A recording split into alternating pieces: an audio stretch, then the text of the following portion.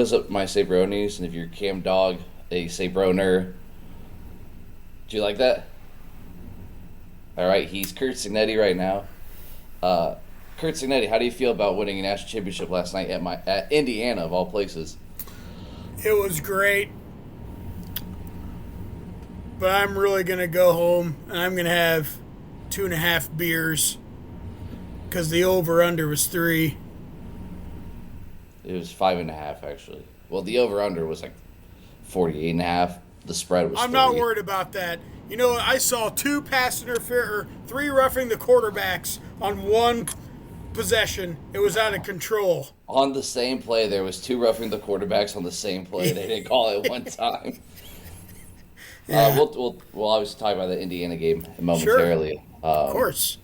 Game of the playoff, maybe. Georgia, Ole Miss, and Miami might give them a run for the money, but that was a good game. Much different than I think how we thought it would play out up until yesterday. But before we get to that, let's just chit chat for a minute. How's your week been since we've last talked? Oh, it's been going well. I was actually talking to Amber yesterday, and we were talking about with all the weather and stuff and Christmas break, we've worked like 5 days in the last 3.5 weeks. I've worked a little bit more than 5 days. First off, I work at home every single day that I'm here by being a present father and a podcast host and a student and a husband and all those things. So the grind for doesn't stop for men like us. And then we've had more than 5 days of work because we had 5 full days the first week back, which was awful. I mean, great. And then we had some days last week, and then we'll have some more days this week. But it is nice. It's nice to have a little bit of a break. Yeah, because the teacher calendar, the second half, the third quarter is not kind to you in regards to breaks. You get like President's Day, MLK Day, and then you get spring break, and so all those days in between, like we've earned this, we deserve this. Yeah, people outside of education don't realize there's 2 long hauls. There's the haul between Labor Day and Thanksgiving, and it's brutal. Yeah. And then the haul between President's Day to spring break is rough also. Yeah. So, and then whatever. Spring break till summer break is a long haul, and then you get your summer break, and that seems just like it's like here's this, and then you open up a present, it's over. It's like Christmas Day, just over so quick, and then you're back. Naughty, and my pet is naughty. And I pet it, and I stroke it, and then oh my, yeah, like Chris Farley. Haven't you ever seen Tommy Boy? You petted it and stroked it, and then it went crazy like that. Yeah, you've never seen Tommy Boy? I've never actually seen Tommy Boy. No. What? No, I actually. My pet. He's naughty. He's obviously, I'm not happy. Like I'm glad Chris Farley passed away, but I was not a big Chris Farley fan. You and Macy, both, yeah. He just is overrated 90s comedy. So, got some. That's good for you Miami fans. Yeah. Before we get to it, I'm a little stuffed up. I'm not stuffed up like as in sick. I just feel like it was cold today. It was real cold outside. I had to go to the eye doctor. I got contacts today. I got glasses like November of 2024, and I absolutely hated wearing them. Just the worst experience ever. That's why I don't wear them on the podcast. I refuse to wear them during football. Like during practice, I could get away with it. I would refuse to wear my glasses during football games. I don't care how bad my eyes hurt, how much I couldn't see something. I would not wear them during football games. And so I went to get contacts today, and that was a long experience. And I got home and I just stuffed like a turkey. I can't breathe, and so I feeling best today right now as I have all day. But when you wear glasses, did you feel like you should be coaching the Dolphins? Yeah, I feel like I should have pulled my pant legs up to my knees and as a wide receiver, yell. Say long sentences, but with a lot of pauses. But I articulate my thoughts really intelligently well as I am explaining how a wide receiver That's that's the best impression I've done. You know, you do your signet. That's good right there. You know what's funny? It's like if you listen to Mike McDaniel talk when he was with the 49ers, before he was like the Dolphins head coach, it was so fast and it was good. It was right. good. Is it a show that he's put on since he was at Miami, or is it just has the Miami air caught up to him? No, I honestly, I truthfully believe he's sober now. And so, I think he's a little bit more contemplative, so I think that's what, I feel like I'm walking Phoenix back when he was doing that. Did you ever see the walk-in Phoenix with Dave Letterman interview when he's on the Tonight Show? Did you ever see that before? No, but I know who If you have not seen it. Why do you say walk-in Phoenix? I said Joaquin. Did I say walking? Joaquin? It sounded like walking. He's walking Phoenix. Walking. He's walking his dog. But the thing is, you gotta look it up. It is a great interview at some point. But hey, Coach McDaniel, thanks for joining us. Where'd Taylor go? Actually, you asked about Michael the chain. You asked about the chain. Yesterday, Jacob Chambers joined. You were unable to talk with my boy Jacob Chambers. First off, any question for Jacob Chambers? If he was here right now, what would you ask him? What's the worst drill that Coach Sabo has you run? Has he ever made you puke? No. I'm soft, buddy. I'm a soft little coach sometimes. I did ask what the meanest thing I ever said to him was, and he's like, "Yeah, I can't say that on a podcast that he would put out for people to hear." I said, "I appreciate that." Young and smart. He wore the chain yesterday. It was sit on my desk. I had it for like a Halloween costume. I don't know why I was sitting there, and I told him it was the guest chain, so he got to wear it. And I'm officially the main guest of my podcast today, so I'm wearing my chain. And then you and Michael Irvin. Yeah, we got some. There's water coolers everywhere are sweating in angst, knowing that BTA is coming their way. Some call that condensation, but no, this time it's sweat.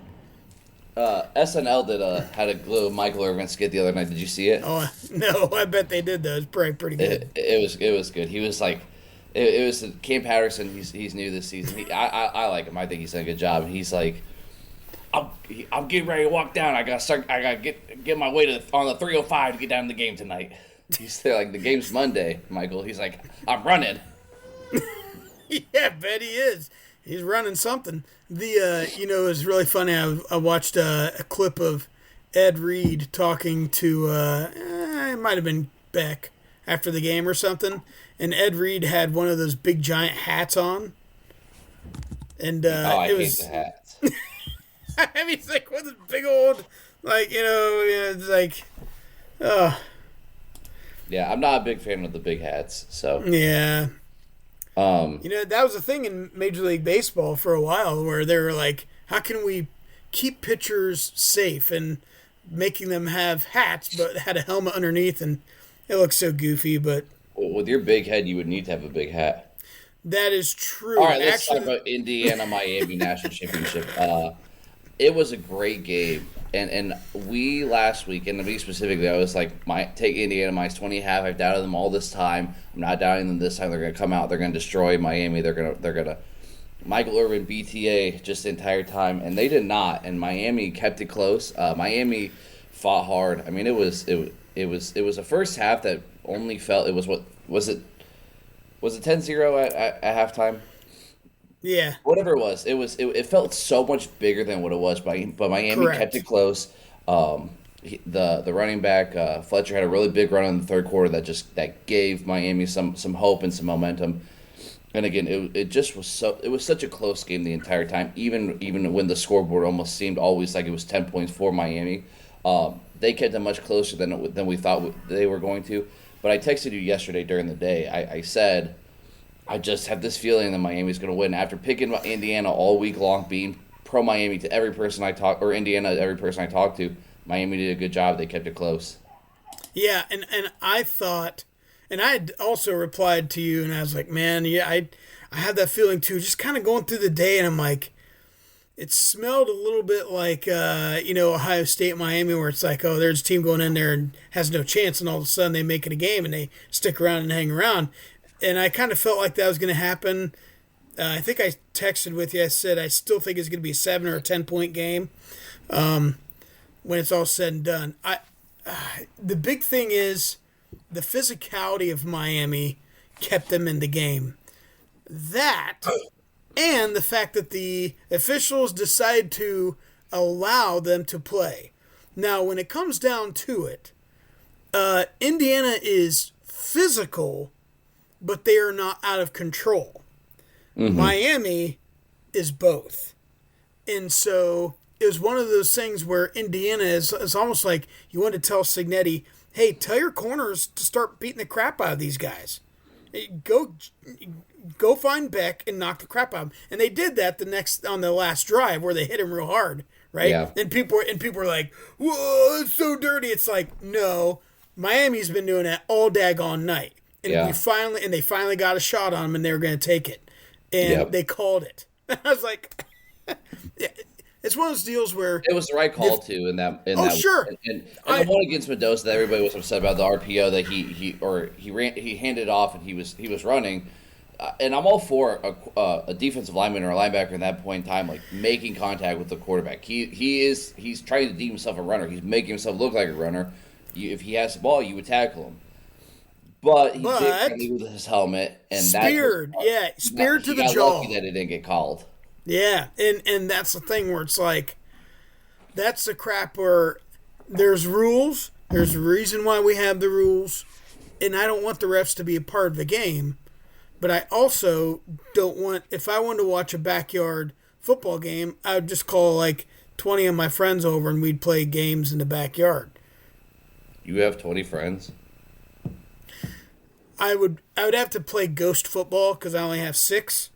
So there will be 14 positions where will be ghost. Your friends to bring their friends. That's what it is. It's embarrassing. Yeah. I don't have many friends either. I have a few, but it was a combination of Miami they'd played well. They made plays when they had to. They did a great job defensively. It was interesting. Malachi Toney is unreal. Oh, he's a beast. He is so good. I mean, he's the second best receiver in my eyes next year in college football. Yeah, I agree. And they finally started to move the ball a little bit, but Indiana's zone defense is really good. Mm-hmm.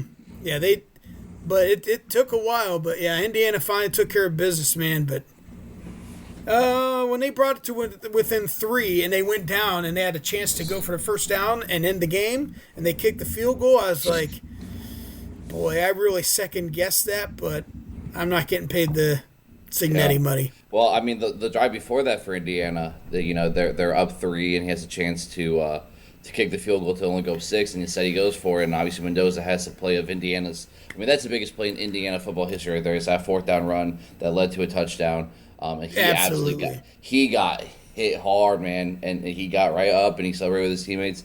And he is tough. Like, he really is a tough quarterback. He is a really good quarterback. He throws a great back shoulder ball. Like, it is like, I mean, the amount of times that to like Beckert that he throws that back shoulder, not just yesterday, but all season long.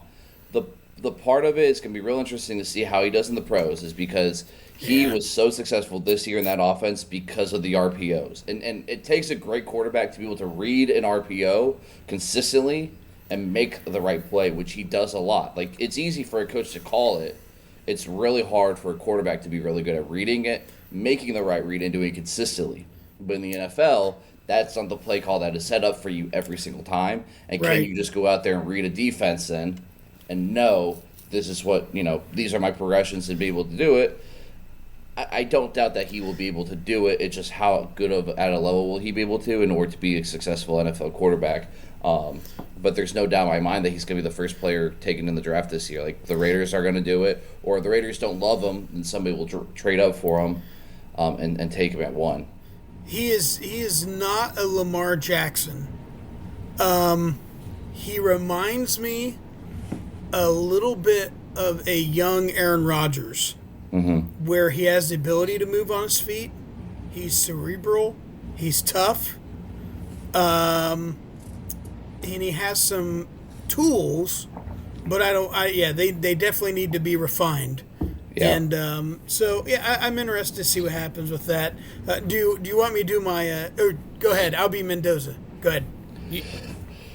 So, Francisco, you just won a national championship. What does this mean for you in the city of Bloomington and Indiana, winning the first title in school history?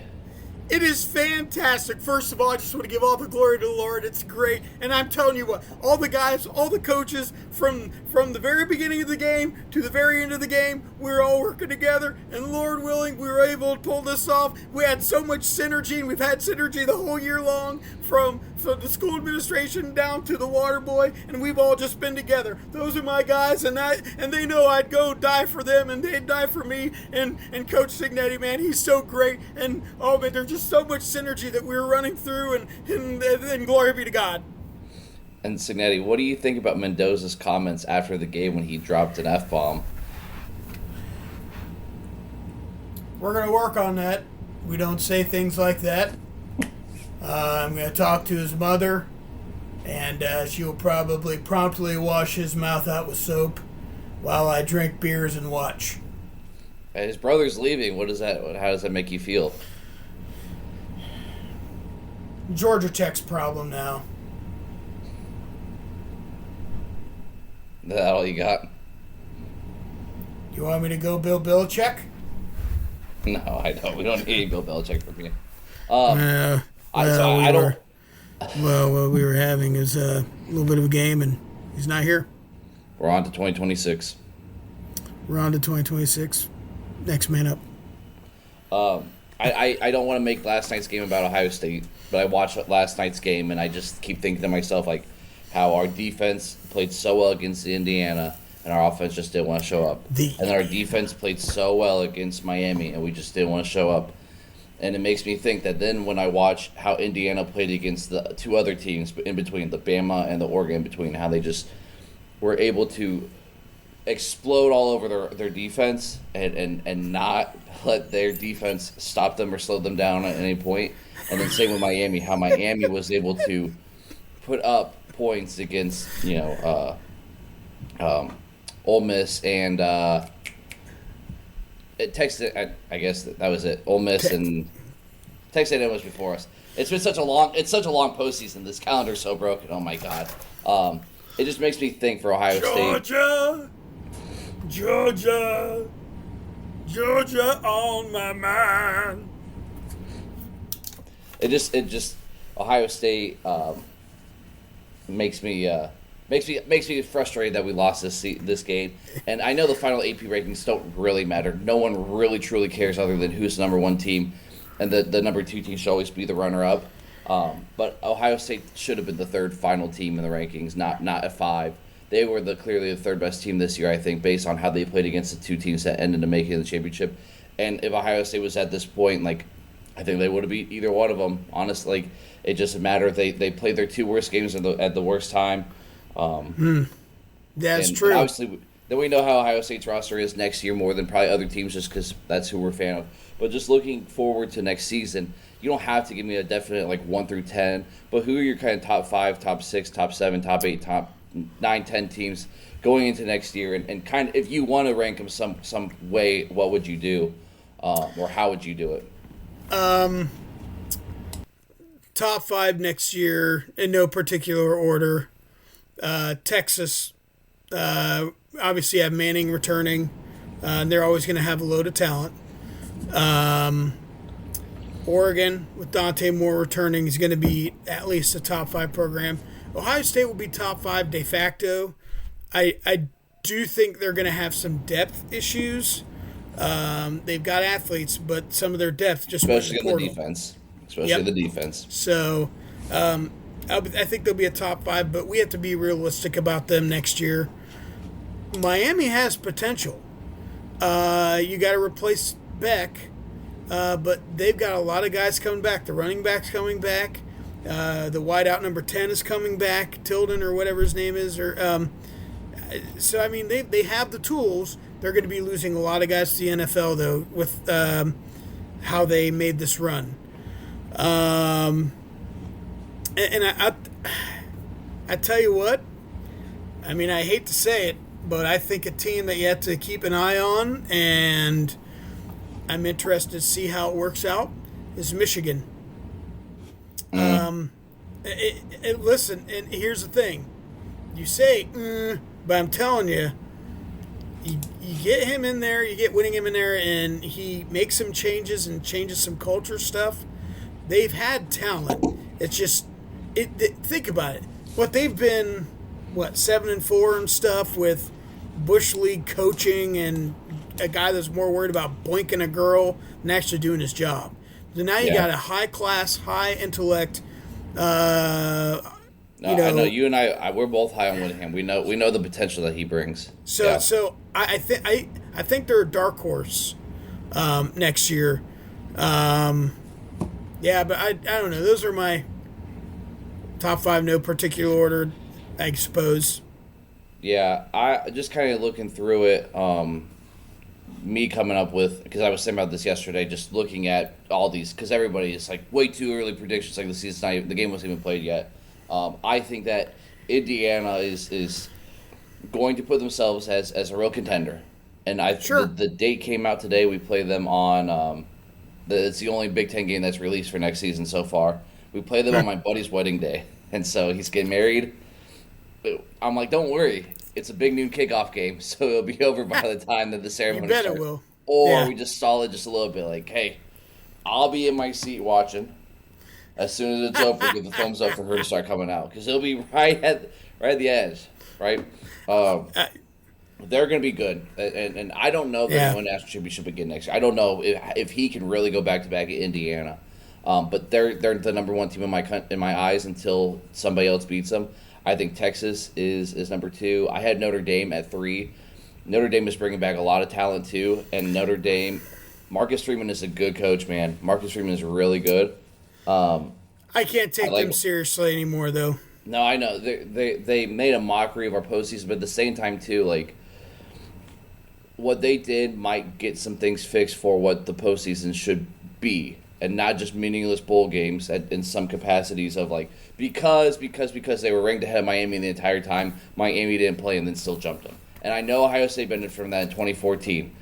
We beat TCU, or we passed TCU. We passed Baylor, who didn't play that weekend. We did. It is part of it. But now with 12 teams, like Notre Dame should have been in over James Madison or Tulane. We both know that. We both know that's the case. Maybe even Texas A&M, maybe even Bama. Like, we know that's the case. Things have to be changed. And what they did is maybe open the door for things to maybe potentially change. For us, I honestly want them to put us at 6 or 7 or 8 in the initial rankings. If they won't, they'll put us at 3 or 4 or 5 because it's Ohio State and it's a brand. But I want us to go prove that we are a top 5 team, a top 4 team, a top 3 team. And this is our schedule next year. It's all not set in stone, but we're at Texas, we're at Indiana, Michigan is home for us. We have Oregon at home. I think we're at USC. We don't play Penn State next year. It's a gauntlet of a schedule. If you go 11-1, 10-2, Big Ten champs, like, you deserve to be in the playoff. And I think that we still have a legit chance to win a national championship. You're going to have Sayan. You're going to have Jeremiah Smith. You're going to have the best player in the country. You're going to have a top 3 quarterback in the country, along with Ryan Day, who, when Ryan Day is at his best, he's the best coach in America. When he's not at his best, he's an average coach in America. And he responds well, and I'm going to give him the benefit of the doubt and hope that our response next year is better. I don't expect us to go 16-0 next year. With the teams that I just read, it's going to be hard. Right. And I think we'll lose a game or two. Yeah. And you can lose 2, like it showed last year. You can lose 2 and make the playoff. Miami had 2 losses, play a national championship last night. That's what a 12-team playoff does, is allows teams to go play a tough schedule like that, lose 2 games, and not get screwed out of a playoff, which is good. That's what the whole, expanding playoffs is for. And the NFL, like the Steelers in 2005 were the 6th seed. The Giants, when they beat the Patriots, were the 6th seed. You get that to happen by allowing wild card teams into the playoff. Right. But I think all those teams, Georgia, we'll see how Georgia is next year. Kirby's always going to have them really good. Quarterback play is going to be the biggest thing. Yep, and that's the thing. That's why I didn't put them in the top 5.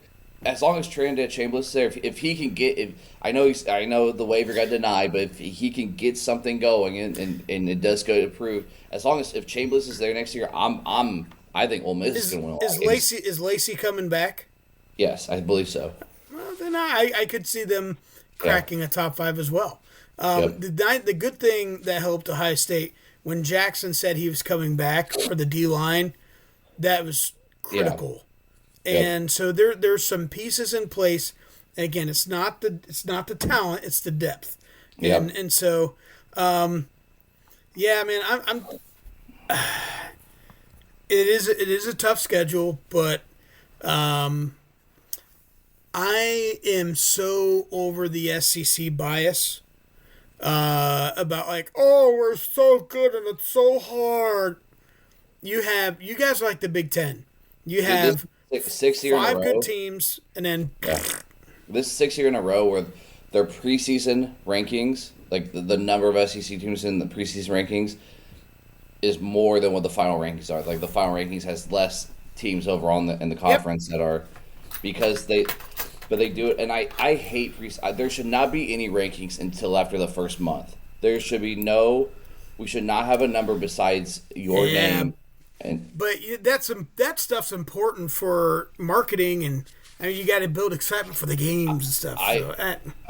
Are you cutting your nails right now? Are they going to cut themselves? Live on our podcast? All right, we are back from our quick break, so Cam Dog could cut his nails and paint. He needed to paint his fingernails too and get a haircut. And me and Caleb Williams. Yeah, you and Caleb Williams, you're cut from the same cloth. Let's pick these NFL games real quick, and then we can kind of get in discussion before Cam Dog's conversations about our podcast going forward, or my podcast that you occasionally come on, because again, like yesterday, I'm out here working and you didn't want to work yesterday. Hey, you didn't tell me though. There, you said that we might have another sponsor. It's not just Kelly's Candles. You said Chamberlain Singh yesterday. What is it? Jake's Lawn Care, buddy.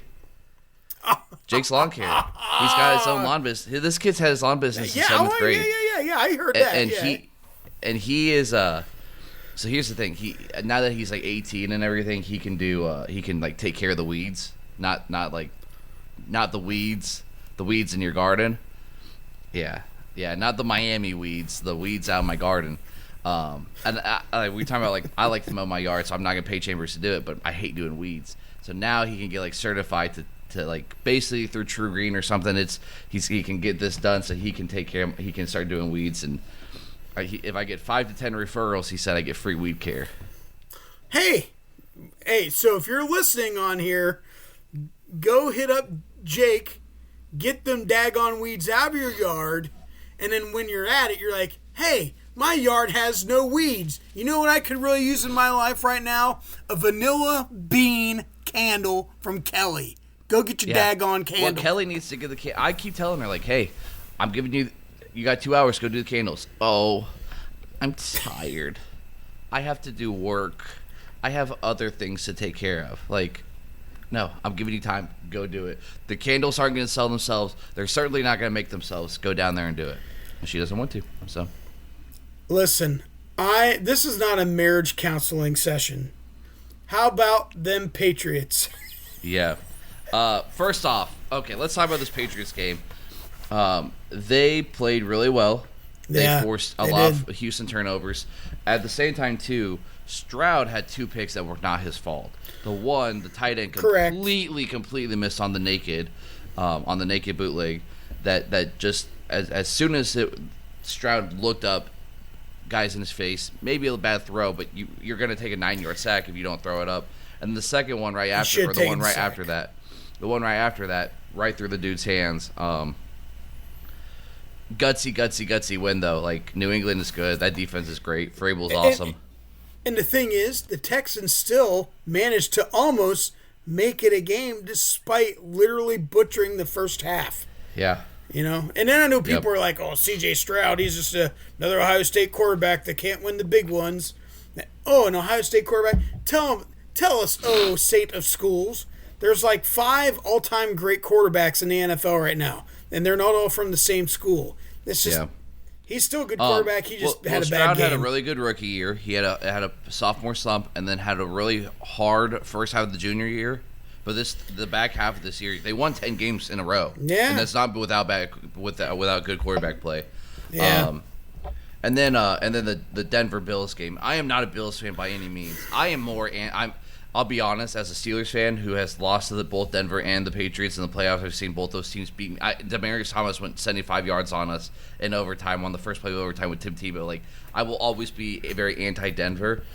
And I like Josh Allen. This was Josh Allen's year without Mahomes in his way. But, man, that was one of the worst calls I've ever seen, or non-calls I've ever seen, worst non-reviews. Brandon Cooks literally has the ball. It is tugged against his body. Correct. His knee hits the ground, and the Denver player is touching him. So he is down by contact, knee on the ground. Player touches you, you are down, you are done. Then the ball is ripped out of him, and they called it interception, and they didn't even review it. It is a joke. If you are a Bills fan, you should be disgusted as a fan of football. And now we have to go watch Denver play without Bo Nix. As a fan of football, we are. It is an absolute joke to not get a Bills Patriots AFC Championship game. Football karma. Yeah, I mean it is. Football karma. It is sad for us as football fans that we're gonna have to go watch Jared Stidham go out there and play against the Patriots defense. And even when you roll over, even if you have hands on the ball with the receiver and you roll over and you're touching him, that tie goes to the receiver. Mm-hmm. Either way you cook it, because it did the very next day with the Rams game. Devontae Adams had the exact same play.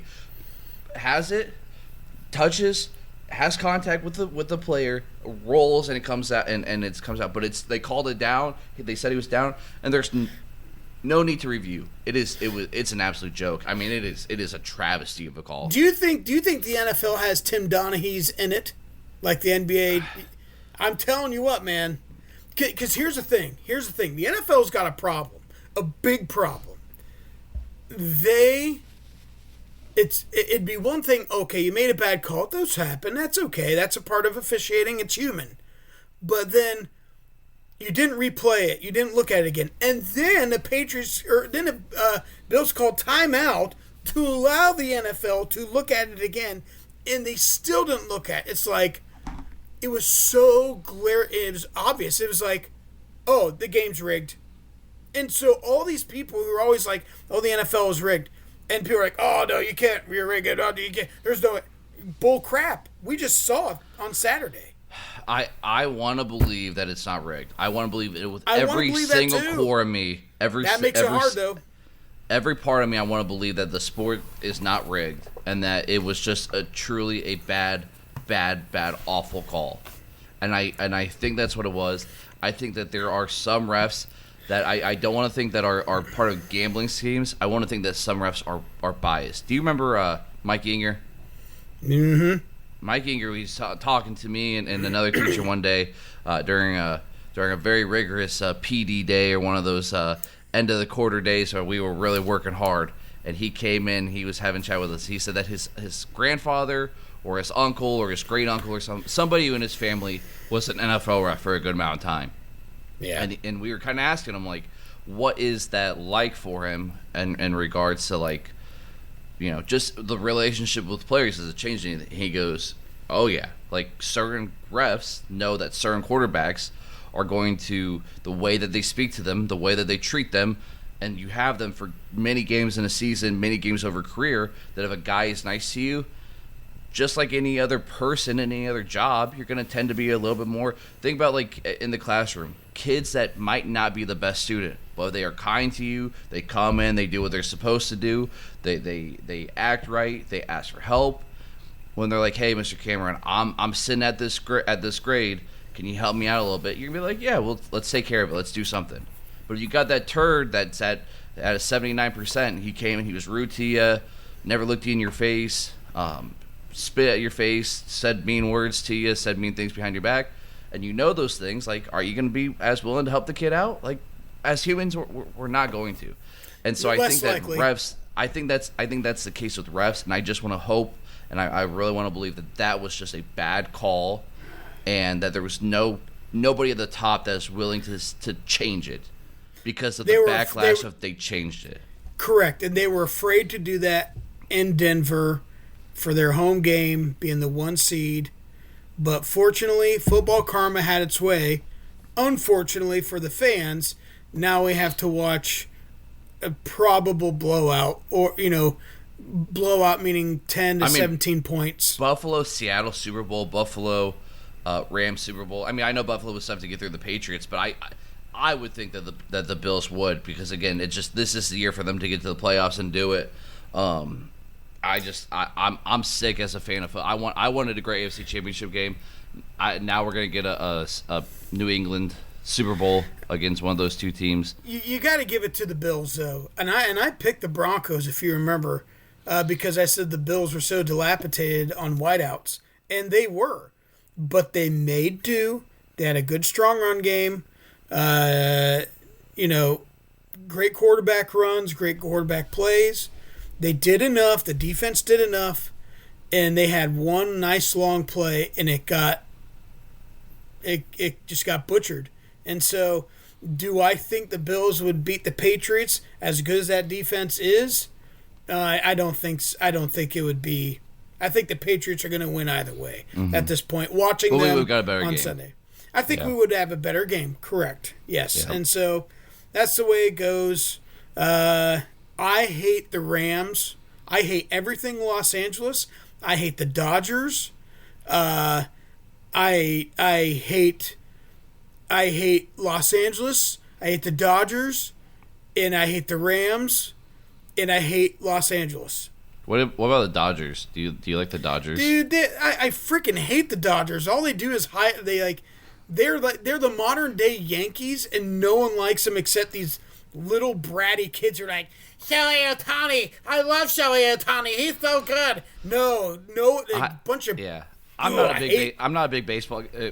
Real quick baseball comment. I'm not the biggest baseball guy, but what they're doing is even worse than what the Yankees were, because it's like, hey, Shohei, here's $70 million a year, but like right now we're just gonna pay you $2 million and we'll pay you the rest later because we can. Like, why not? And then we're gonna use that money, and it's like, hey, you're the best free agent on the market.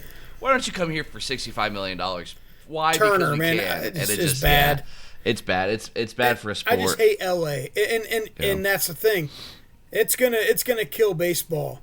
Eventually, it's gonna turn a lot of people off, and I feel at least the Rams.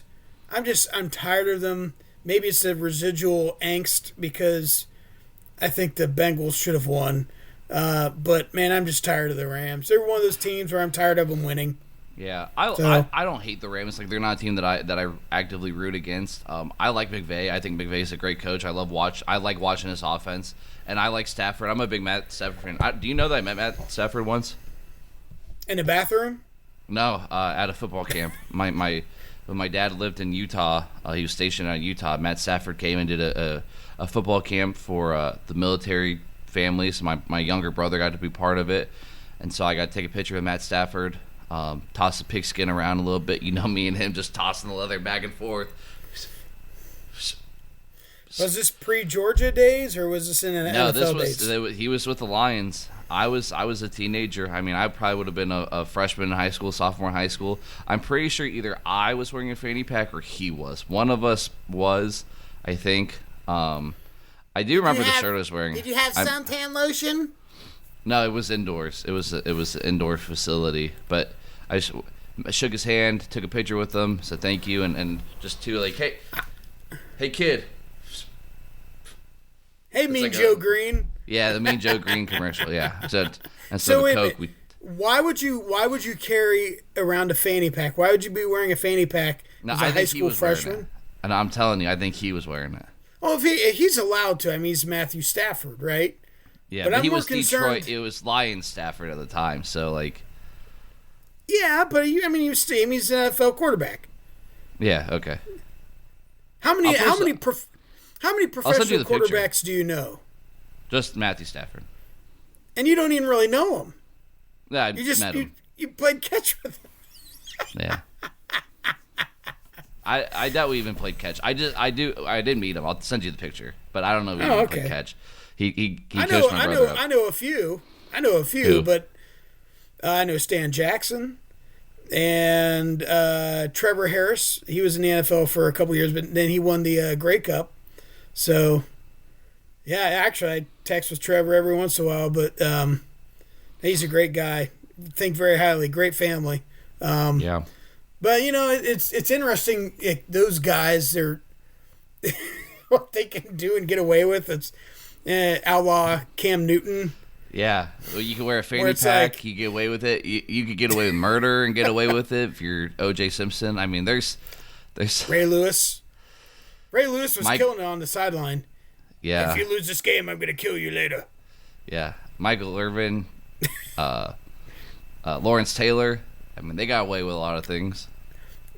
That's right. Actually, I believe Lawrence Taylor and Michael Irvin currently have something in common. They were both in attendance to the national championship game last night.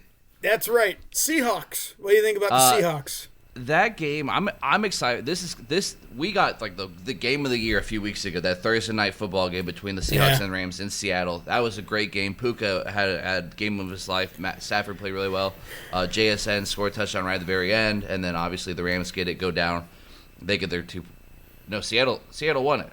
I don't remember. It was such a great game. I don't remember when Seattle found a way to win at the end, right? Correct. It'll be a great game, great environment. Rashid Shaheed returned that opening kickoff, and it was just like 49ers had no chance of that. When he returned that place went wild. It was like you poured gasoline all over, and as soon as he caught it through the match, boom, and it was game over from that point in time. There was nothing the Niners were going to be able to do all game. It's going to be electric, and I think it's going to be high scoring. Whatever the over-under is, I don't even know at this point in time. Take the over. I mean, I think that there's going to be a lot of points scored between both those teams. And then, of course, it's at Seattle, too. And it's a late game. Well, yep. It'll be 3:30 there. But I think the Patriots-Broncos game will be interesting from the aspect of big storm rolling through over the weekend. Take the under. Yeah. That's New England minus 5.5. Seattle is minus 2.5. And then the over under on it is 47.5. The Rams Seahawks is 47.5. Yeah, 47.5, and then Denver is 42.5. Ooh, that seems high. Cash the under and cash the over. Oh yeah. Yeah, because it's going to be a defense run game. Patriots Broncos. That's yeah. You're the Patriots. You survive it. You let Trey run. You let Ramondre run. The Denver won't be able to put up points with Stidham. No, but I think we're going to end up with a Patriots Rams Super Bowl. Two of maybe some of the more despised franchises outside of the Chiefs in the last 15 years. Yeah, the irony. And they are the Patriots have won both the Super Bowls that they've played in against each other. Yeah. Can the Rams finally make it or get one? Well, Eric Dickerson isn't running out of there. Neither is Jim Everett, a.k.a. Chris Everett. So they don't need him. They got Matthew Stafford. Hey, the greatest show on turf. This show might be even a little greater. Dude, I really enjoyed watching that team. You were pooping your pants at that point in your life. I was young. You were young. I mean, Super Bowl 39 were they 39? That was Patriots Eagles, I think. So they would have been 38. Remember. Yeah. But I remember going over to my friend's house and watching Marshall Faulk and watching that Super Bowl. That was a great game. And of course, it lives in infamy at the end of Castaway, where he's like, "They won the Super Bowl, they lost the Super Bowl, whatever." And there's that moment there at the end. So, are we to Candog's conversation piece yet? Before we get to that, so obviously we only have 3 more football games the rest of the season. We have both championship games, and then in 2 weeks after that we have the Super Bowl. But we have the Winter Olympics. Yeah, and I will watch the Winter Olympics. I don't know how much Winter Olympics we're going to talk on the Sabo Standard Podcast. I like the NBA. You're not. We could debate some NBA. You like old school NBA. I like some new school NBA. We did talk about that. Jacob Chambers and I talked about NBA a little bit yesterday because he doesn't watch any sports. But I said that I like the NBA, and I gave an argument to why it's not as bad as what people want to act like. But we can have that conversation at a different point in time. I watch college basketball. We'll talk the Masters. State. They beat Minnesota tonight overtime. Yep. February will come around. I'll start watching some college basketball. Basketball wise, I do my bracket pool every year. This is going to be a really good opportunity. If you're a listener and you want to be part of it, $5 per bracket. I'm just planting a seed in there now. The last few years, we've had the pot over 400, getting close to 500. I mean, if we can use this platform to really get it big, we could get a $600, $700 pot. You won it, 2 years ago? 2 years ago, and then last year I got second or third. Yeah, so yeah. We do winner take all around here. No consolation prize for anybody else. Winner take all, so that will be fun. I'm looking forward to that. I have feelings about that. Yeah, I would like a 75-25. I'll give you here. Listen, winner take all. Runner up gets his buy-in back. Here's your $5. There you go. You have to write me a check. You write me a check and send it in the mail. I don't use Venmo. I don't have any of that technology. I do have one friend. He does not. He's like, hey, I'll give you the $5 here next time I see you. Like Jake, I see you once a year. He's like, I'm good for it. Just Venmo me. I don't do none of that stuff. I live off the grid. I do have friends that are like, I don't text. Oh, call me if you need me. I'm like, okay. I was scrolling thanks, the Gramps. TubeView the other day. I saw that you're doing some type of CAD post. CAD post? All right, Unc. You put that on the Insta chat or something? I still go to the Lion's Den. All right. I bet you do. Oh, Scott's back. You know the solo section's over there, buddy. Just go down that hallway. The solo section's on your left. Anyone who's ever seen the Naked Gun movies, the Naked Gun movie where he's trying to find it's the one with Anna Nicole Smith, and he has to go in there. He's trying to find her as the killer, and it ends up being a sperm donation bank. God, those are the greatest movies, man. Then Liam Neeson has to come in and Liam Neeson. I've seen plenty of clips, and he was in the scary movie parodies. I never watched Naked Gun. I've always wanted to, just never got to. I do want to watch the new one, the Liam Neeson one. That's what I just Liam Neeson twice. So you've never seen all ones. three? You've never seen the first three? What's the old dude's name?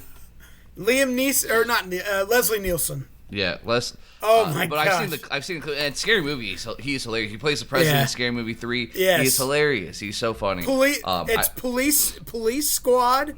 That was the TV made for TV. It went one season, and then they ended up making a Naked Gun. And for Christmas, 8 or 9 years ago, I told Amber, I'm like, hey, I want the Police Squad season on DVD, and she got it for me. And man, they're hilarious. Great movies. Yeah. I can't believe it's like Airplane. He's an Airplane too. Yeah. So this is our podcast after the NFL season is. We'll talk some scary movies, some whatever we want to talk about with some sports in between it. But it's gonna be interesting because I've every time I've done this podcast, this is my fourth iteration of it. After the season hits, it's hard to consistently do it. And so I want to consistently do it. I hope you join every single week, and we'll just have some conversation for a little bit. And we talk some sports. We interview some people here and there. And then before we know it, we're doing some mock draft stuff. We're doing NFL recap stuff or draft recap. The schedule's here, and then it's June, July, and we're really getting down to it, doing some breakdowns. Professional golf is starting soon. Pitchers Catchers report soon. Hey, you know what you should do, folks? Number 1, if you need weeds pulled, comment. Number 2, if you need some candles, comment.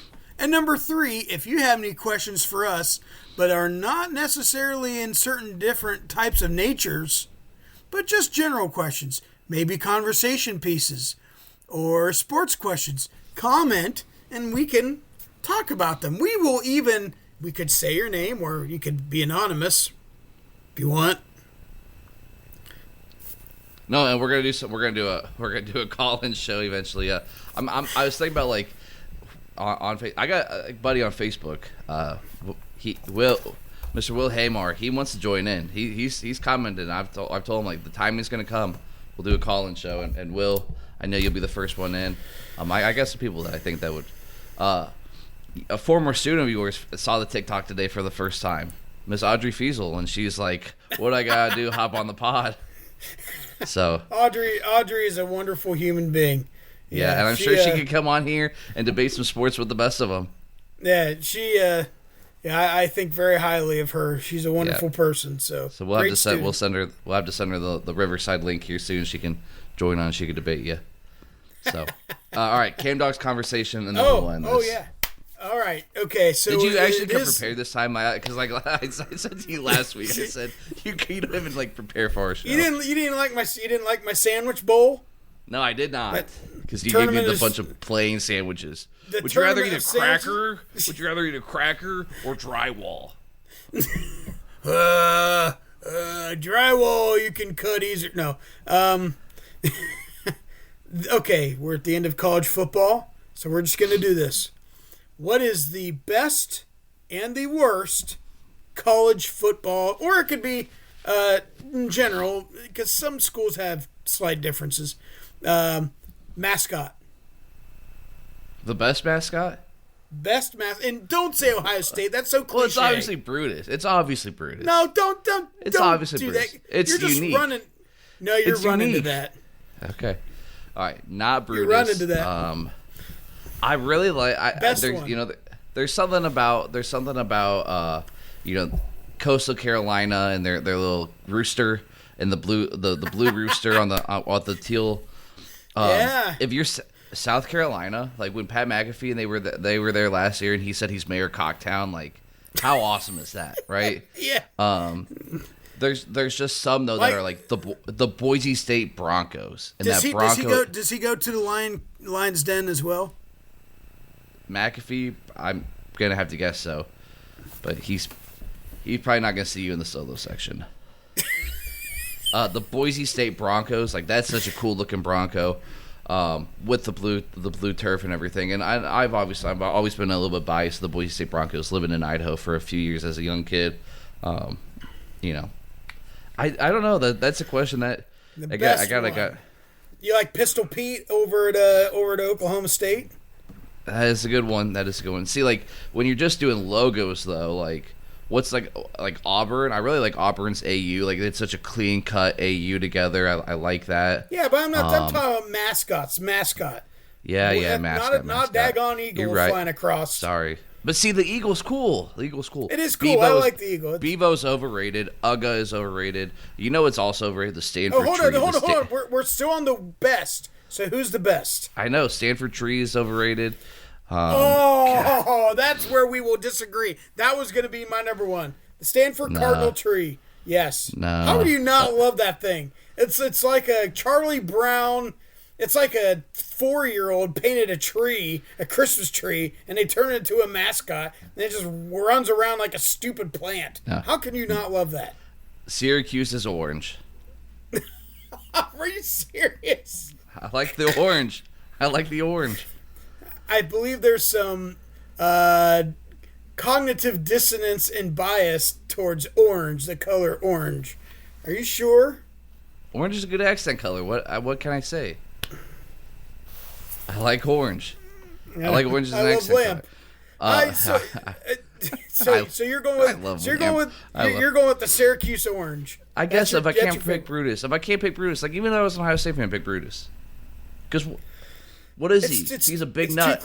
It's too cliche. Well, I mean, if you have certain medical conditions, that happens too. Okay, what is... You can't keep saying stuff like this. I guess nobody watches it. No, it doesn't matter. Nobody watches. It's true. Sorry, hurt your feelings. What is the dumbest? What's the dumbest one? Probably the tree, and then I'll go Ugga. Then I'll go Ugga. That poor dog. That dog is ugly.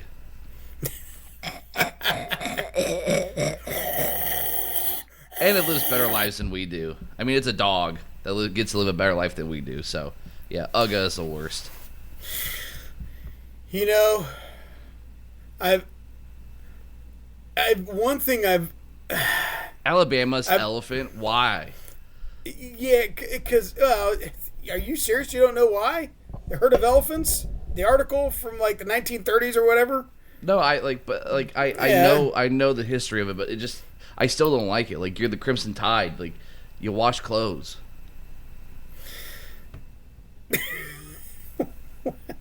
That's.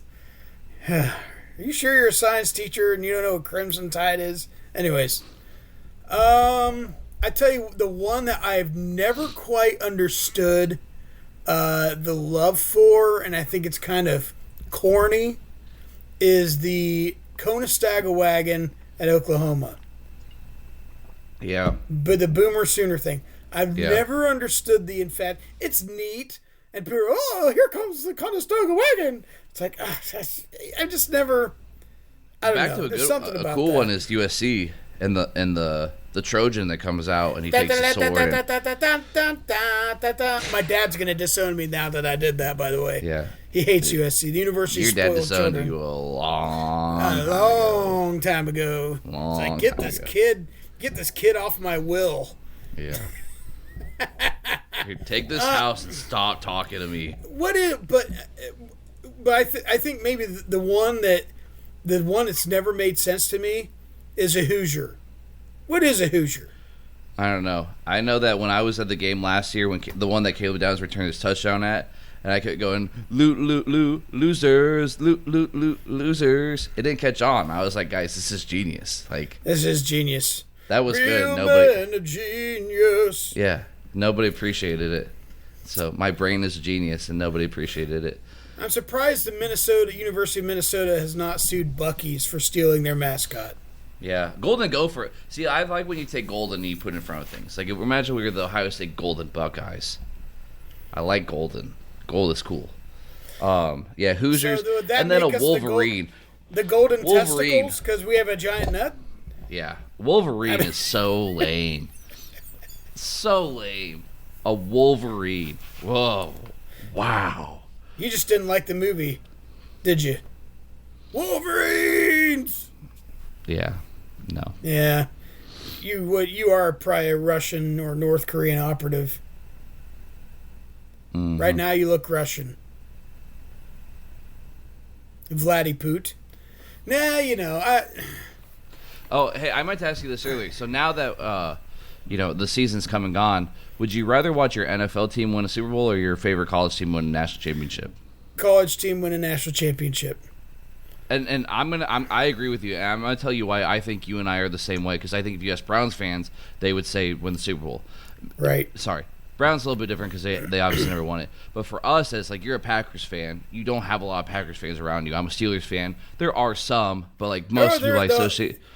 There's a lot of Steelers and Packers fans here in Ohio, though. There are, but I'm saying the people I associate myself, like that I normally talk to, are not Steelers fans for the most part. Most people you probably talk to aren't Packers fans. So when Ohio State wins one, we get to celebrate together, and not just me internally. Like, oh yeah, my team got to win it. Like we got to witness it together. Our team win it, and I think that's a big part of it. And there's just something about like the pride that we have in college football. It's a community. It's a community. Yeah. And mostly Steelers fans are the kind of guys that go to the Lions Den. So you're a Steelers fan? No, there's very few of them, and they're usually creeps. Well, sometimes, but... Wait a minute. Not me.